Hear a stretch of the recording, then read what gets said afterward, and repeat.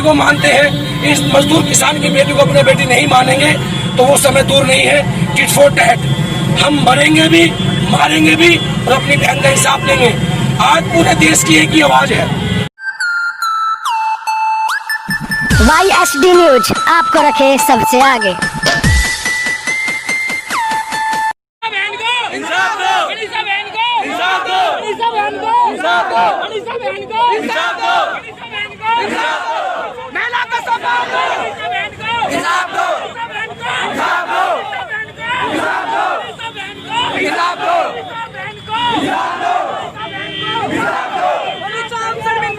तेरे कातिल जिंदा है, शर्मिंदा है, तेरे कातिल जिंदा है, शर्मिंदा है, तेरे कातिल जिंदा है। योगी मोदी, हाय हाय, योगी मोदी, हाय हाय, योगी मोदी, हाय हाय, योगी मोदी तेरी तानाशाही नहीं चलेगी, नहीं चलेगी।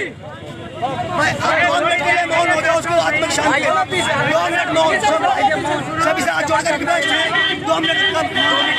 बैठ के करो, नहीं खड़े हो जाओ, पीछे पीछे हो जाओ, पीछे बैनर वाले हो जाओ, बैनर वाले भाई आप चलो पीछे हो जाओ, सारे पीछे हो जाओ, पीछे हो जाओ सब।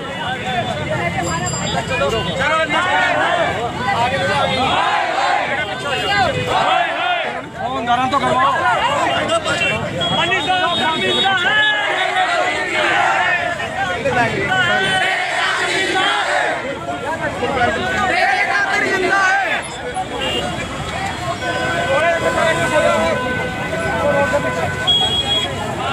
मोदी योगी मैं जमीन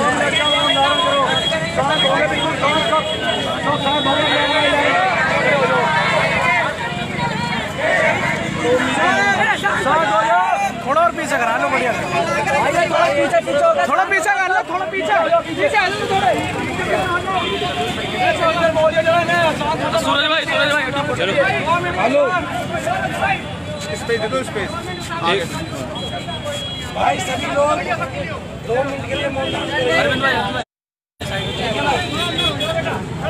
हाँ बिल्कुल सब 2 मिनट के लिए मौन धारण करेंगे।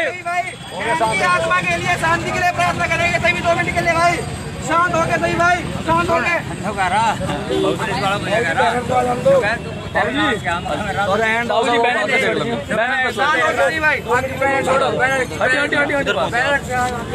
एक सेकंड 2 मिनट का मौन धारण।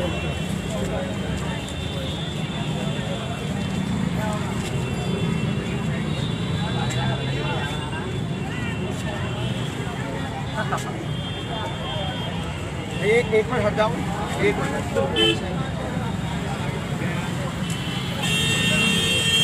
1 मिनट भैया।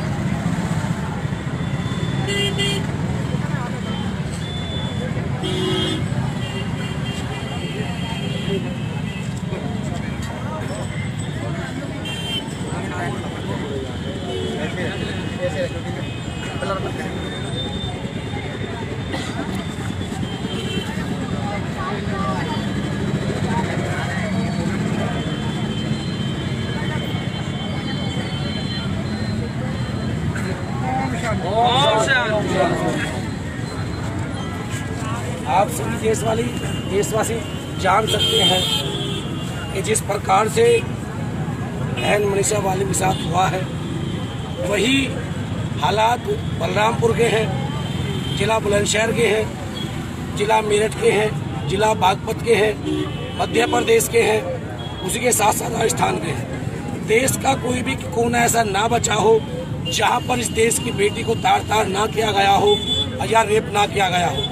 मेरा सवाल है देश के उन हुक्मरानों से जिन्होंने 2012 में निर्भया कांड में दिल्ली की सरकार को पलटने का काम किया। आखिर क्या सभी जिम्मेदारियां सरकारों की होती हैं? क्या इस देश में रहने वाले उन नौजवान साथियों की नहीं है? जो लोग अपनी बहन को बहन नहीं मानते, दूसरी को बहन को बहन नहीं मानते, आखिर हमारा दोष सरकारों पर तो है। अगर कोई देश की सरकार ये निर्णय ले ले जिससे कि कोई भी दलित की बेटी, कोई भी बहुजनों की बेटी, कोई भी देश की बेटी तार तार ना हो, जहां पर एक तरफ सांसद किसान विरोध के लिए बिल बना देते हैं, जहां एक तरफ सांसद अपनी जेब भरने के लिए बिल बना देते हैं, जहां एक तरफ देश की सरकारें चाहे वो किसी भी पार्टी की रही हो अपने निजी स्वार्थ के तो बिल बन जाते हैं, लेकिन बात जब आती है किसी देश की बेटी की रक्षा के लिए तो कोई भी निर्णय आज तक ऐसा नहीं आया जहां पर कोई ठोस डिसीजन आए। निर्भया कांड को 8 साल हो चुके हैं। उन 8 सालों के अंदर हर एक घंटे में 4 रेप होते हैं पूरे देश में। ये आंकड़े युवा शक्ति दल या भारतीय किसी भी संगठन के नहीं है, ये आंकड़े सरकारी आंकड़े हैं। आखिर कब तक देश की बेटियों के साथ ऐसा होता रहेगा? उसी के साथ साथ जितना काम आज उत्तर प्रदेश की सरकार कर रही है, अगर ये काम आज 14 दिन पहले कर लिया होता तो साथियों वो मनीषा बहन हमारे बीच में होती। हाथरस के कप्तान, हाथरस के डीएम उतने ही गुनहगार हैं जितने वो 4 आरोपी गुनहगार हैं। 14 दिन तक मुकदमा दर्ज तो हुआ लेकिन उन लोगों को गिरफ्तार नहीं किया गया।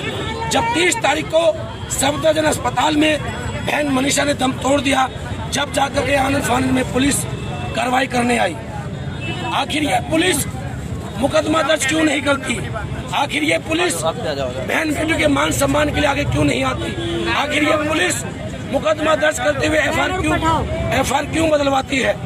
तो मेरा सवाल उन देश के नेताओं से है जिनकी बेटियां अमेठी डीपी कॉलेज में पढ़ती हैं, जिनकी बेटियां बड़े बड़े यूनिवर्सिटी में पढ़ती है। मजदूर किसान की बेटी अगर किसी स्कूल में जाती है, किसी की बेटी अगर इंसाफ के लिए गुहार करती है तो साथ ही एफआईआर बदल जाती है। तो ये जो आक्रोश है इस देश के नौजवानों का, ये यहाँ नहीं थमेगा। अगर वर्तमान सरकार अपनी करनी कथनी में बदलाव नहीं करती है तो ये आक्रोश आगे तक रहेगा। ये वही सरकार है जिसने इंदिरा को झटका दिया, ये वही सरकार है जिसने देश के बड़े बड़े हुक्मरानों को बदला। और आज वो समय आ गया है, अगर प्रशासन के लोग, शासन के लोग पूरे देश में जैसे वो अपनी बेटी को मानते हैं, इस मजदूर किसान की बेटी को अपनी बेटी नहीं मानेंगे तो वो समय दूर नहीं है। टिट फॉर टैट, हम मरेंगे भी, मारेंगे भी और अपनी बहन का इंसाफ लेंगे। आज पूरे देश की एक ही आवाज है। हालांकि हमने सफदरजंग अस्पताल पे मांग रखी, वो बहन अकेली कमाने वाली थी, 5 करोड़ रुपये मुआवजा दिया जाए, एक सरकारी नौकरी दी जाए, शहर में एक सरकारी निवास दिया जाए, आजीवन सुरक्षा दी जाए और उनके परिवार वालों को 18 साल तक सरकारी कोटे में पढ़ाया जाए। ये जनता की मांग थी। लेकिन उस परिवार की सिर्फ ये मांग है कि उन 4 आरोपियों को फांसी हो, क्योंकि अगर फांसी होती है साथियों तो 2 दिन बाद जो बलरामपुर में घटना घटी, 1 दिन पहले जो बुलंदशहर में घटी, 1 दिन बाद जो मेरठ में घटी, 1 दिन बाद जो बागपत में घटी, जो राजस्थान में घटी, ये कभी दोबारा नहीं होंगी। तो मेरी सरकार को चुनौती है, इस तमाम नौजवान हजारों संख्या में जो आज यहाँ मौजूद है नोएडा में, जो लोग प्रदर्शन कर रहे हैं, आवाज उठा रहे हैं, अगर आपने अपनी करनी कथनी में चेंज नहीं किया तो 2022 का चुनाव बीजेपी के लिए बहुत करारा जवाब होगा और 2024 में नरेंद्र मोदी के लिए होगा। तो आप सबसे मेरी आग्रह है कि उस बहन को इंसाफ के लिए हर कलेक्ट्रेट, हर तहसील पे ज्ञापन दें, धरना प्रदर्शन करें। उसी के साथ साथ शाम को डेली 7 बजे कैंडल मार्च में निकालें, जिससे कि गूंगी बहरी सरकार उठे और इंसाफ देने का काम करे। ना तो जो हमारा जवाब होगा साथियों, हर बहन को फूलन देवी बनना होगा, झलकारी बाई बनना होगा और एक घर से निकलती बढ़िया हर बहन बेटी अपने हाथ में, अपने पर्स में चाकू रखे। मैं एक बहन का भाई हूँ, आज मेरी बहन ने पढ़ने के लिए मना कर दिया, सुबह 6 बजे ट्यूशन जाती है कि भाई मैं कैसे जाऊँ। फोन पे, व्हाट्सएप पे ऐसे मैसेज आ रहे हैं। तो जो भी बहन निकले अपने आत्म सम्मान के लिए, अपने स्वाभिमान के लिए अपने पर्स में चाकू रखे अगर वो शहर में है, अगर गांव देहात में है तो दाती रखे, क्योंकि उत्पीड़न इतना बढ़ गया है। कुत्ते बिल्ली कहीं भी जानवर मिल सकते हैं तो अपने इंसाफ के लिए कत्लेआम करते, कोई आपत्ति नहीं है, हम उनका मुकदमा लड़ेंगे, लेकिन बहन अपनी रक्षा करें। इसी के साथ इस देश के आवाम के साथ जय भीम, जय भीम, जय भीम, जय भीम, जय वाल्मीकि, जय वाल्मीकि, हर हर वाल्मीकि, हर हर वाल्मीकि, बहुजन एकता जिंदाबाद, जिंदाबाद।